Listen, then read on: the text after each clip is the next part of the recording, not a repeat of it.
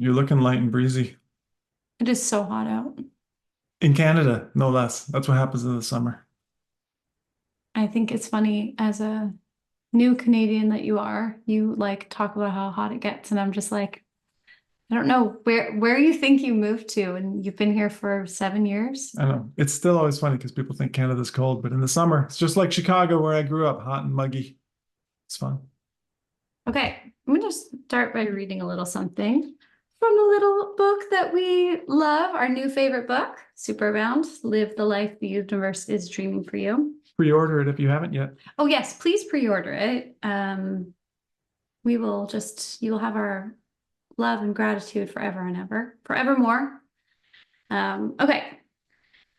This is from the chapter on static. We've talked about static on the podcast before, but static is our way of talking about basically mindset, attitude, personal beliefs that are like not supportive to you. It's like one of the examples we use in the book a lot. It's like hiking up a mountain with a bowling ball in your backpack. You're not going to be bowling on a mountain, so why are you taking it with you? And yet we all do this because we're human. So this is a chapter that I wrote. This is by Erin. I'm talking about Steve. Here we go. Just read a little bit. A few years ago, before Steve joined me full-time in our coaching business, I witnessed him experience several months in a high static state. He had been excelling in his corporate work, and when it came time for a new manager to be chosen for his team, he was promoted to the role. Almost immediately, the size of his team doubled, then tripled. Like many new managers, he found himself quickly shuttled from doing a job he was an expert at to doing something he had never done before at this level, managing people. If you couldn't tell from reading this book or listening to this podcast so far, Steve loves people. He's a natural cheerleader, inherently positive and trusting. But at this time in his career, he wasn't a master coach and hadn't received any training or mentorship on how to do his new job as a people lead. The next part of this story will sound There you go. sickeningly familiar. Tell we haven't done an audiobook yet. To anyone who has been jettisoned out of their role as an individual contributor into the nebulous world of management or entrepreneurship. Over the course of a few months, I watched my joyful, confident partner turn into a reserved, self-doubting whisper of his former self. His mind seemed to be only on work, and he could talk about nothing else. It didn't matter if we were at a party, watching a movie at home, or out for a lovely dinner, the conversation would always turn to a struggle with someone on his team or a tricky deal with a client. The challenges were made worse for Steve by the many harmful conclusions he drew about himself as a novice in a management role. Unhelpful mental chatter, such as, "This is an impossible role to succeed in. I don't know what I'm doing," and "I'm completely alone with this mess," was throwing him off and making it impossible to navigate the difficult path he was on. We call this type of thinking static because it is the fuzzy snow between stations on your radio or an old-fashioned television that makes you want to cover your ears and hope someone else will grab the dial and fix it. At first, I tried to be supportive. I would encourage him to get all his concerns off his chest. Don't we all do that, partners? We're like, yeah, tell me everything. I'm here for you. Sometimes I would try to coach him gently and show him how his static and constant negative focus on work was making his situation worse. After a few months of this, however, I grew resentful. You remember that, Steve? Not fun. While Steve would use me as a sounding board, he wasn't trying any of the tools I offered him, and I started to feel like I was his unpaid live-in coach, not a spouse. My static piggybacked on his. Unhelpful thoughts for me, such as, "He cares about his work more than he cares about me and the kids. He only pays attention when there's a problem." And a favorite, "I'm sick of being talked at. If he won't try anything I'm teaching him," only served to amplify the frustration in our house and likely reinforce some of his own static beliefs about being alone with the mess. What started as a handful of work problems and negative thoughts for Steve reverberated outward to set off a state of static for him, then me, and disrupted our relationship for months. And we were talking about this section of the book, and more importantly, this section of our lives today. And how at the time this was happening, I was coaching people on relationships. And I was watching something happen in our marriage that I had seen kind of the after effects of for a lot of my clients in their relationships. And I was like, this is the shit that ruins marriages. This is the shit that ruins relationships, business partnerships, family relationships. One person being so deep in their static that it feels all consuming, and the other person trying all the things they know to fix it, and like really it going nowhere to a point where resentment builds up amongst the relationship. And the thing that had us kind of bringing it up this morning was the difference between how alive and empowered and aligned with my purpose I feel now versus at other times in my life, that story being one of them. And how oftentimes when we're in the middle of something bad, we're not even aware of how bad it is. It's apparently you can't actually just turn up the heat on a frog and boil it. Like it will jump out at some point. That old thing is a myth I had heard. But the story is there because we kind of are that way as people, right? Things get bad and then they get a little bit worse and then they get a little bit worse. And it just keeps deteriorating until suddenly you're dealing with a level that is so low that you're kind of shocked when you look back on it from a much better place. And so we're going to talk about how you can assess your own level of burnout from the perspective of the static that you are experiencing. Yeah. And I mean, I'll say there's another story that starts the book about my period of burnout, which was more a physical expression of burnout, not so much a like all-consuming spinning mindset like yours was kind of going in that direction.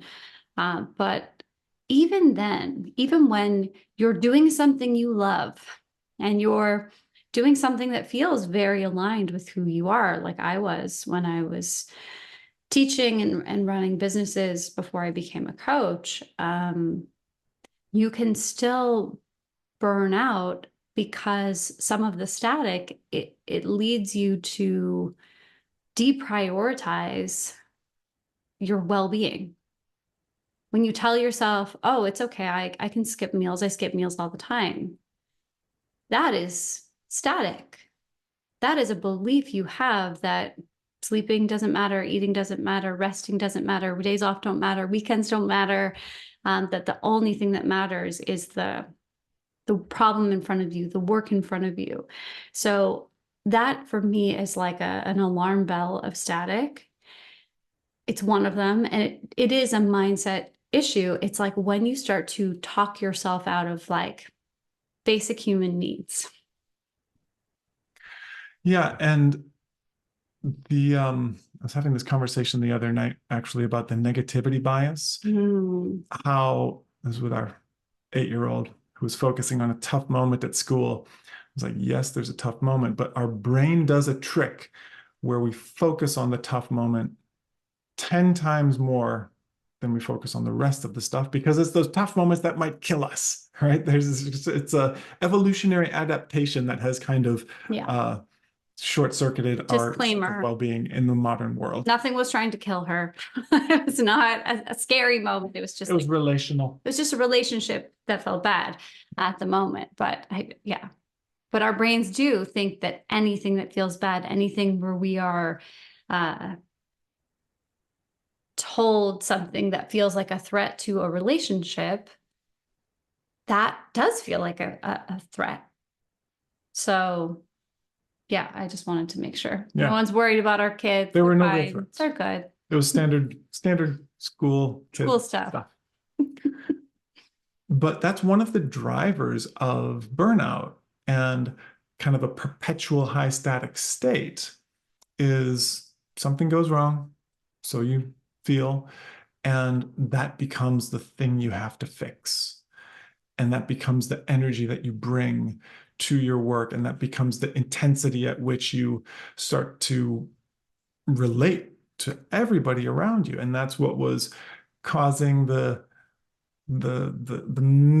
mismatch in our relationship. We were not connecting because of my own negativity bias and not kind of handling that static in a way that was able to diffuse it. Yeah. It was active for months and months at a time, which is how you burn out. Eventually, you just say, this isn't worth it, I'm throwing in the towel.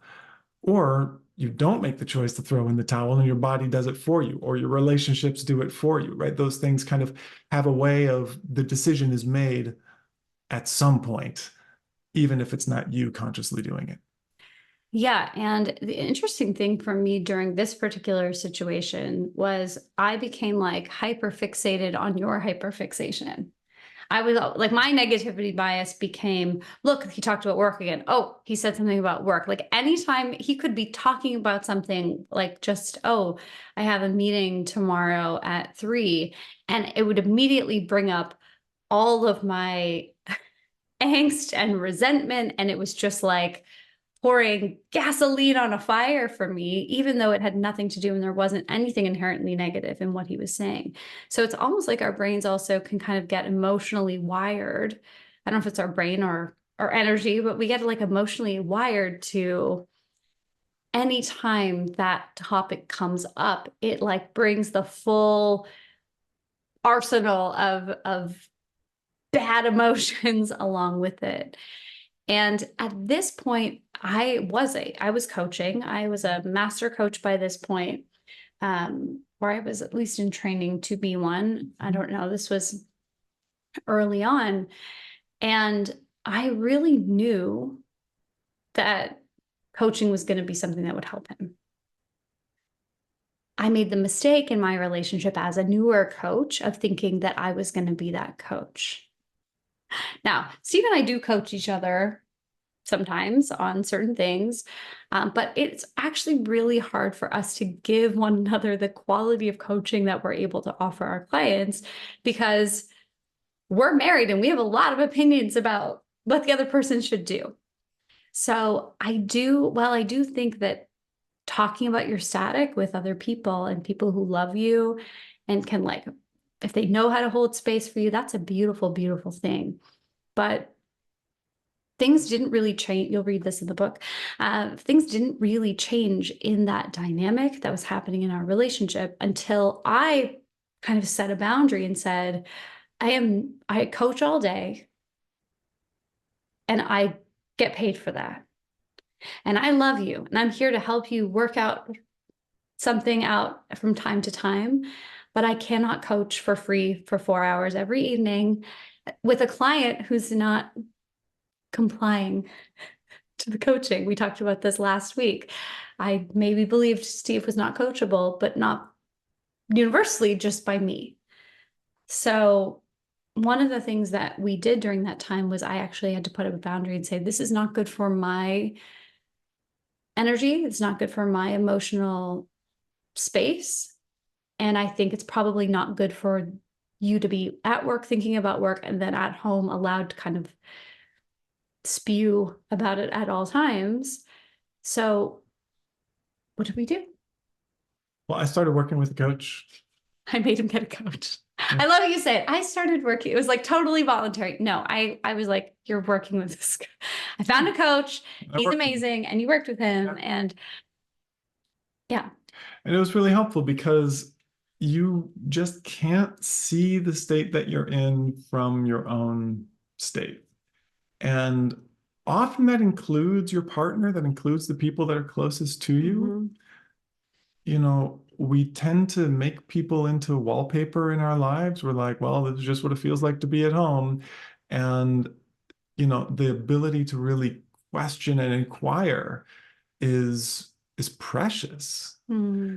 And that's what you can create in a coaching relationship. That's part of what a good coach brings to that space is the ability to look at things with fresh eyes and to question how good things could possibly be and what it would look like for things to be good, rather than how do we fix this next problem and get over this next hump and, you know, get things back to okay. The coach can and did um, help you question the whole thing and make decisions based on where it is that you want to go and how you want to grow, rather than just improve a really bad situation a little bit, which is how we tend to think about things. And so when it comes to a burnout assessment for yourself, I think that's a good place to ask is, am I focused on just fighting all the fires? Or do I have space in my life to think about real possibility and how I want the most important parts of my life, my work, my health, my relationships, my wealth? What do I want those to look like on a 1 year, 5 year, 10 year time frame?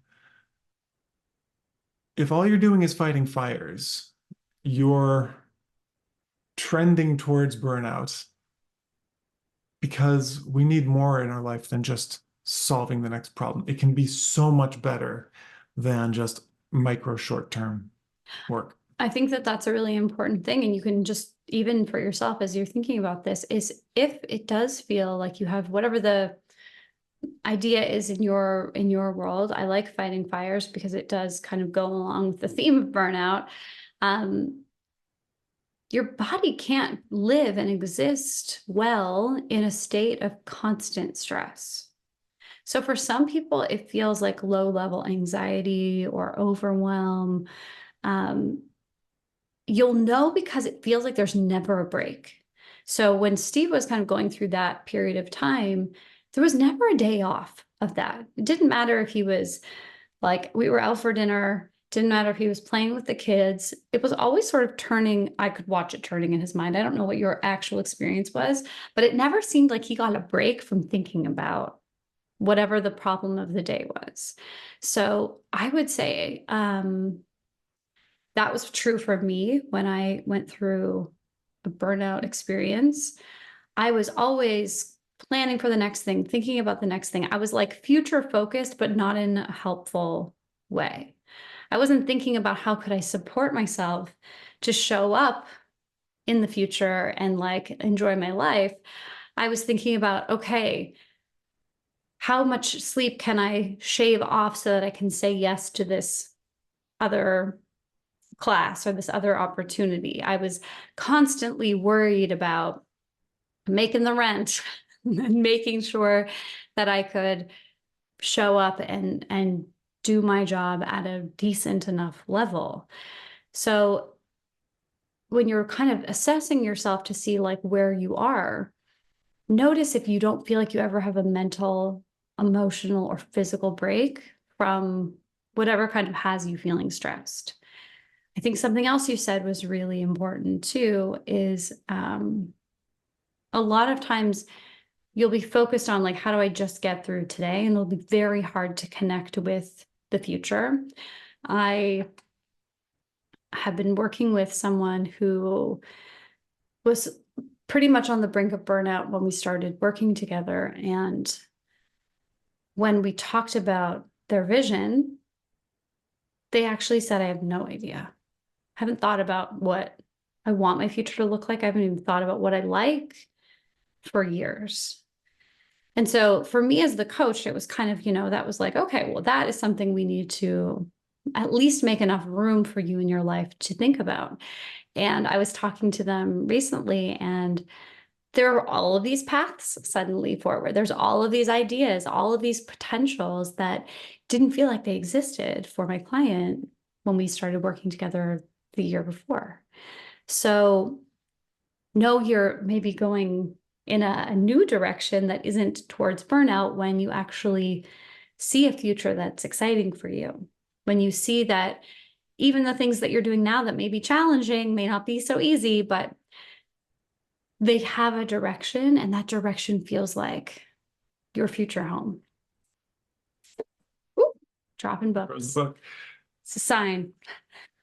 Yeah, because then you are connected to where you want to go. You're connected to your vision. And we talk about vision as the source of free energy.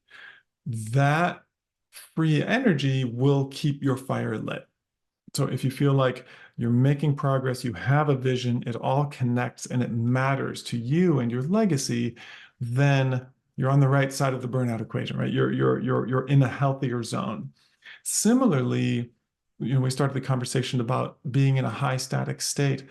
If those thoughts and feelings that kind of get you sidetracked from your work or make the whole thing feel harder, seem inescapable and like they're just true. The idea of, I don't know where to go from here. This is too much for me.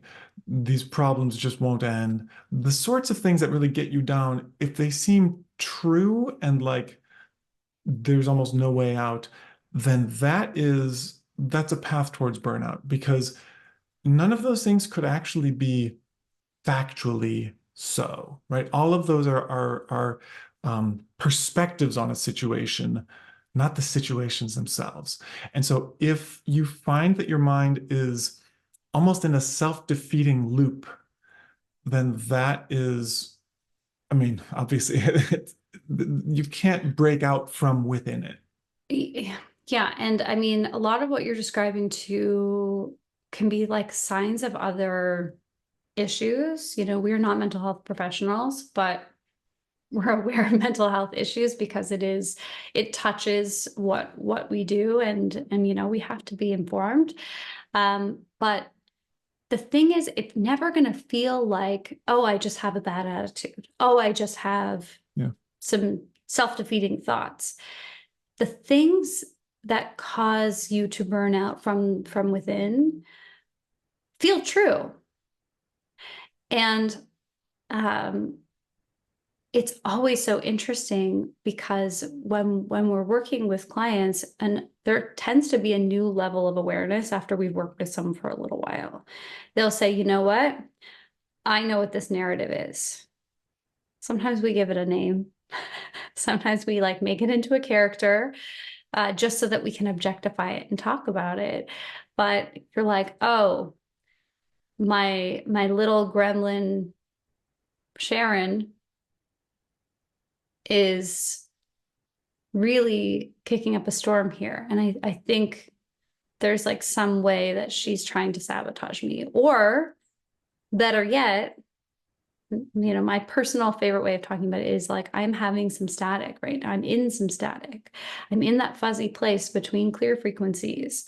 And there's got to be a reason for that. There's a reason that makes sense. There might even be some wisdom that I need to be here in order to receive. Too often, we have taught ourselves to blow past unpleasant emotions, to grin and bear it, or whatever the like horrible ways that we've taught ourselves to just cut off emotionally from challenging situations. Those sort of defensive tactics can also really keep us stuck in more of the same. So for Steve, the static beliefs that he had about this is too hard, I'm not good enough. I mean, I'm saying the ones I heard you say, but like you remember what that narrative was like. They also kept you doing that work. Yeah. Right. Well, what's important here is we're not saying swap out the bad thoughts for good thoughts. Right. Right. The solution to being in that kind of static loop isn't thinking happier Think thoughts. better. Think more helpful thoughts. It doesn't work. That's the worst. It doesn't work either. It's inhuman. It's like putting wallpaper over a rotten wall. You're like, the wall's rotten, man.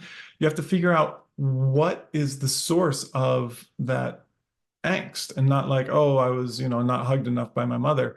My mom did great. She hugged me plenty. It's like, what is that message coming from that feeling of inadequacy, of helplessness, of despair, any of those feelings that when you're really honest with yourself, maybe you're in the presence of, and not wanting to change them because they're bad, but to gain the wisdom from them so that you can move forward with energy, vulnerability, and authenticity.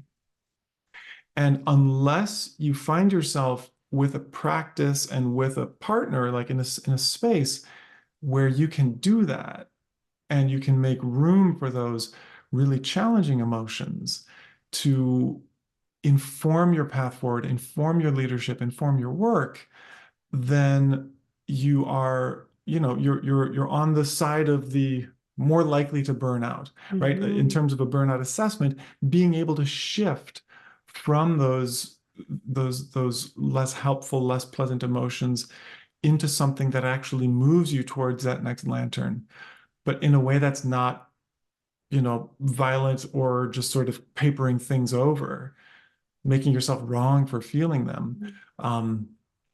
When you're able to do that, then that is we call that emotional skill, right? You've built a certain amount of emotional skill that doesn't make you burnout proof, but in the spectrum for the assessment, it puts you more towards the positive side there.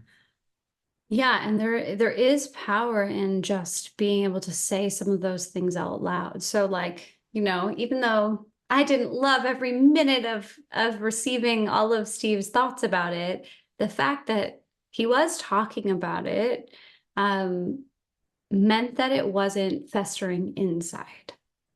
Maybe it was a little bit, but like not as much.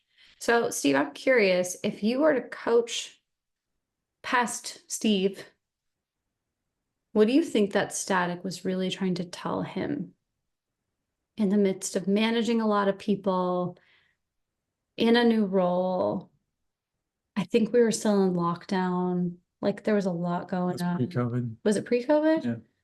Oh man, then there was another one during COVID. There was like just a lot. Yeah.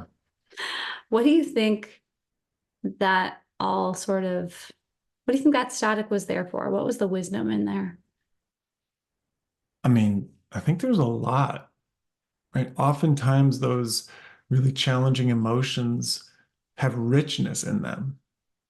And so that's why it's important to spend time with them and not paper them over and try to get to the good vibes only, but actually say, what is the wisdom here? And I think some of that wisdom was to be gentle with myself, to pay attention to everything that's going on and not try to get it right, but actually to try to let it in.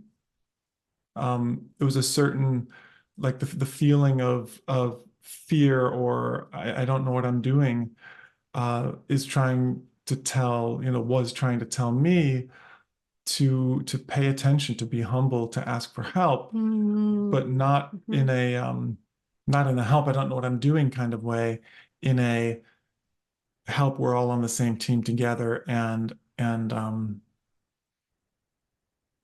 I need I need more than I have currently at my disposal.